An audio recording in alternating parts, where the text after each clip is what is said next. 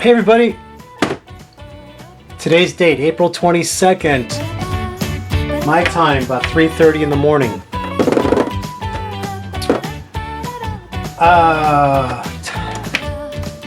Man, I miss my manicurist. Staying home, working, cutting my nails again. Hey, I want to go over a few things with you today. First part of this video is going to be about presser feet. And the second part of this video is going to be about updates of what's going on in our country and the world. Mostly my country, USA, because that's where I live. But I know a lot of you watch me from around the world, and you're watching my country to see what's going on. So anyway, so here's what we're going to talk about. So many times on sewing groups, I see people come on the sewing groups and say, did this certain presser foot come with my sewing machine? What's this presser foot? They'll post a picture of it. What is this presser foot? Do you see what this is? This is an instruction manual. Very good people at the sewing machine company write these. This is a really good size one. Some of them are really, really thick. The more expensive your machine is and the more your machine does, the thicker the book gets. Some of them are almost as big as a Bible now. Yeah. You have to go to church to learn how to use your sewing machine, okay? So if you don't go to church, you're not going to learn. If you don't learn to read, okay, look here. Every brand sewing machine that I own, every model sewing machine I own that has an instruction manual shows all the accessories that come with your sewing machine. And they list what each foot is. See, number one, then you go over here, number one tells you buttonhole foot. Number two, oh, what is that foot? That's an overcast foot. And you'll hear me preaching all the time, but then you'll have the enablers on these sewing groups that'll tell the person what it is instead of saying, that's in your sewing machine manual. Start using your sewing machine manual. Because one day they're going to stop printing manuals that come with your machine. They already have PDF manuals online that you can download for your model. But one day these paper books are going to go away, and then you're going to hear people complaining, they didn't include a manual with my machine. I don't have a manual with my machine. Wah, wah, wah. It's true. I've been in this industry long enough to know and see. So, what I'm going to tell you is, go to your instruction manual and look to see what came with your machine. And then while you're at it, start with chapter 1 and go page by page and read everything it tells you. And then look at your computer screen on your sewing machine or your mechanical knobs and read about everything that your machine does. Okay? For years, people didn't know what the black button foot did. And it was right here in your instruction manual. I did a video on it. You wouldn't believe all the people that responded and said, I didn't know that's what it was for. And yeah, you're right, it is in my sewing machine manual. I have that old joke where when us men go to the bathroom on Sunday morning, we don't take a newspaper now, we take our instruction manuals. And we read them while we do our business. Ladies, take that idea from the men, and you won't have to ask these questions and sound so codependent on the sewing groups when you're trying to find information. Now, you'll sound intelligent when you say, well, I read my manual and I found it in the manual. All right? So yeah, look at all this information in your manuals. How to wind a bobbin. I did a video on an old machine one time, or one of these machines I did a video on, and these people were writing like, oh, he never showed us how to wind a bobbin. Girl, you can't go online and pay for a manual to learn yourself?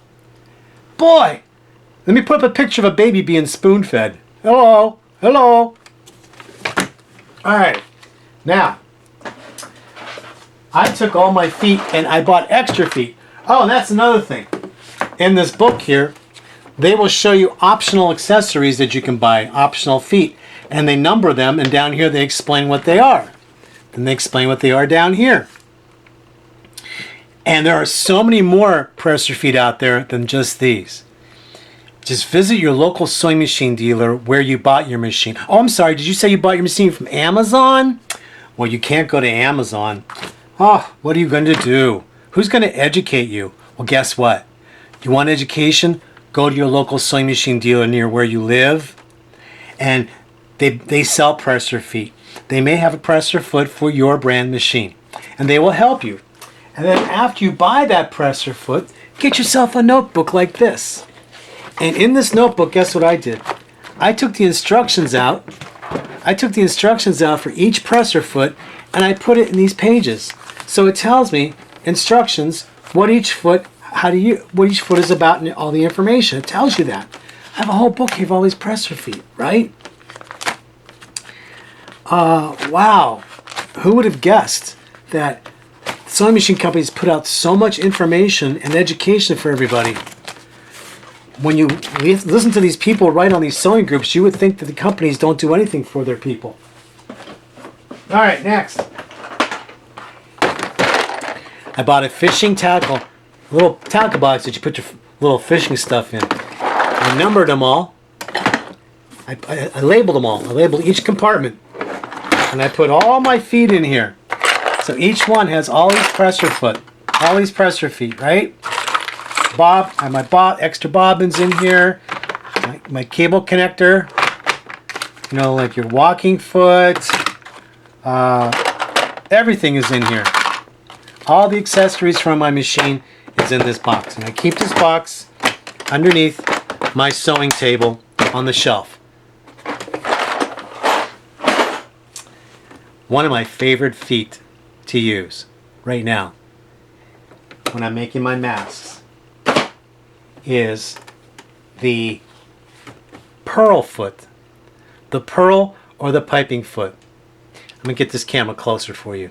So you see this is the pearl foot. I have a zigzag stitch and I have my zigzag stitch set to 6.0. Now, people are finding it hard places to get wire for their masks. Well, you can even use this floral wire. I went to Walmart and they have floral wire there. Some people are using pipe cleaners. Some people are using picture frame wire. Even picture frame wire. So what I love about this is that, first of all, I'm going to use a sample. And let's just say this is the curvature of your mask. Say your mask is curved like that, okay? So what I'm going to do is I'm going to pre-curve this piece of thick wire. Curve this wire. Now I'm going to put this under this pearl foot. And I'm going to do zigzag.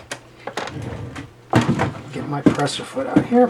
Okay, now I'm going to do a zigzag forward, then I'm going to go back, I'm going to come forward and back again, because I really want to cap that edge where the end of the wire is.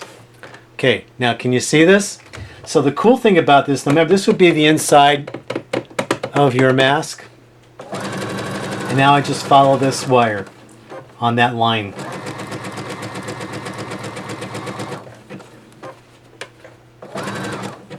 And it won't be perfect, but the important thing is that this is going to hold it in place for you. I'm going to back stitch, forward, back stitch. Pretty cool, right? Then I'm going to cut my thread.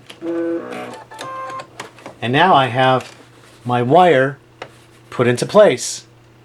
Back this up now. My wire is put into place. So when you have that mask on your face, you can now bend this into place around the nose and up under the eyes, and you've got a great fitting mask. Okay, so I want to discuss that tip with you. All right, so now look at all the masks that I still have to make. Aren't they all pretty? Let me back this up again. All these masks. This one I painted myself in a class one year. I painted this one myself. This one I painted myself. This one's purchased. This was one I painted myself. Purchased. This was one I painted myself. And this was one I painted myself. Pretty cool. You know, there's so much you can do to be creative, where you could take the fear out of why we're making these. Speaking of fear, let's talk about current events.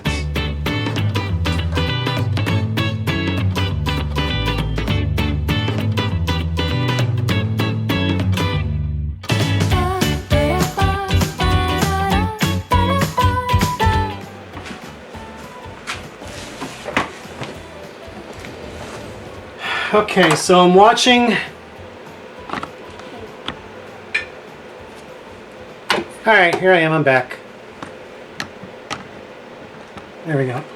Alright, so watching the news today, and it's really heartbreaking. I'm going to post a couple pictures here for you. I want you to see the difference in protesters. First I'm going to post pictures of protesters that were nurses silently protesting at the White House, practically begging the president to please release personal protection equipment for the healthcare workers. Because from what I'm understanding and reading, he's hoarding masks and everything from governors in their states, especially if these states are blue states. And there's a whole big political thing going on, but here's the difference. Look at these nurses in these pictures. They're 6 feet apart, and they all have a mask on them. They all have a mask on. Some of them have homemade masks. Some of them have the pre-made commercial masks. Now, let's look at the protesters around the country that are out there protesting. These are Donald Trump supporters. And they're out there. They have no masks on. They're protesting. And look at these pictures of these nurses in Denver that were blocking these protesters with their cars from going in front of the hospital to block the hospital from the nurses and staff being able to go to work. That's pretty freaking sad. That is freaking sad. That is an example of how our president is antagonizing these situations, telling these states to liberate. And look at these crazy fools. These are crazy fools. These are the people that should be drafted for the service and go fight in the war. You know? These are the people who need to go to war and fight for our country if they're this way. You know? But there's the difference. The nurses are showing social responsibility by wearing a mask, whereas these protesters, I call them hillbillies, white trash around the country, that don't have any mask on. And as I spoke in my previous videos, they're going to go home and infect their children. And then you see some of those on the news where they're actually taking their children with them to these protests without any protection on. Talk about bad, irresponsible parents. I mean, look at all those mommy dearests out there. Look at all those daddy dearests out there. I would help anyone until I couldn't. But I can't help anyone if I'm dead or sick. Okay. Yes. It is inexcusable that Congress is debating a new COVID-19 interim package without including a mandatory OSHA standard for healthcare workers in the bill. So far, President Trump has failed to use his authority as president to require the mass production of PPE for healthcare workers. Nurses are raising our voices across the country, and we demand to be heard. President Trump, Congress, and all other government officials, we demand that you immediately get PPE to nurses, doctors, and healthcare workers on the front lines of this pandemic. If you don't protect us, we can't protect our patients. So I guess if I can't get the proper equipment and I can't feel safe at work, that's my breaking point. Because it's not, I can't do anything if I'm not there. We're all just nervous, and that's the problem, is what happens when we run out? What happens when this stops? Are we going to get as bad as New York does? How is this going to all pan out? It's been very scary because we're used to, as nurses, I work the night shift, and we're used to mingling and talking. Now we have to maintain that distance, and pretty much you go into rooms and you're scared. You're scared for yourself, you're scared for your peers. Covina, California. Mary Ellen Porter. Larice Anderson, New Orleans, Louisiana. Davina Akkad, Detroit, Michigan. John Abruzzo, Long Island, New York. James House, Detroit, Michigan. Dorothy Jean Bold, Greenwood, Mississippi. Sonia Roman, San Juan, Puerto Rico. Elizabeth Del Mundo, Caldwell, New Jersey. Angeline Bernardo, Milford, Connecticut. Daisy Doronila, Kearney, New Jersey. Patrick Kane. So, I was reading where in Michigan, a lot of the hospitals laid off so many nurses, healthcare workers, because these hospitals are running out of money. Now, across the country in poor areas, a lot of citizens do not have health care insurance. Now, there's two things about that. First of all, a lot of these people that don't have health care insurance were Donald Trump supporters, and they fought against Obamacare, so they voted for Trump to get rid of the mandatory health care. And now these people are sick, they have no health care. They're in a hospital. The hospital's obligation is to take care of these people, but they have no money. So all these nurses and everybody are getting laid off across the country. These healthcare workers are getting laid off in these poor areas because there's no more money. The hospital can't stay open. So this goes back to where the Democrats are fighting for universal Medicare for all. And this is a prime example of why the United States is so behind the times from any other country. Now here's a poster that someone posted on Facebook that I shared on my wall about the stimulus program, for example, and how much everybody gets in each country. You can see the United States is the lowest. Now, we're supposed to be this great nation, and we're supposed to, have all this money or all this power. Why are our citizens treated like scum of the earth? Why are the wealthy treated like kings and queens, and the poor people that are the backbone of this United States, that built this country, are treated like scum? It's because it's who our country is voting for. Our country is voting to be treated scum of the earth. Think about it. And now all these people have no health care insurance. And in the beginning, I was reading where Donald Trump said, if you've got COVID-19 and go in the hospital, the government will take care of the bill. That's what I remember him saying.